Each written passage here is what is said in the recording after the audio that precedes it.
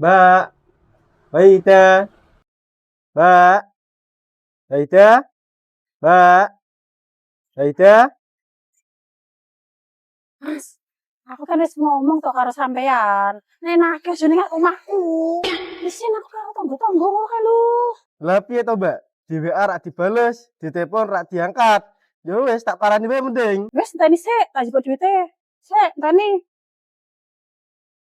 Nyoki Mas, aku nitip iki sik ya. Kurangane sisok. Piro iki? Loh, kok saben dina Senin sampai Jumat kok ana wong moro nang Mbak Ida ya? Nampilane koyo Bang Mekar persis. Tapi kok bendino? Penasaran aku. Tak parani wae lah. Mbak Ida, Mbak Ida, Mbak Ida. Ki Mbak Dia. Mau ki sapa? Kok penampilane misterius men? Penampilane koyo Bang Mekar tenanan. Sapa, Mbak? Walah mau. Bener, Mbak, kuwi Bang Mekar.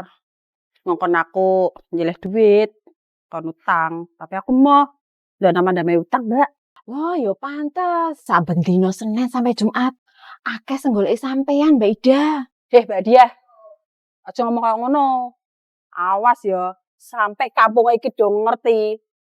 Aku ngerti sapa sing nyebarke awakmu.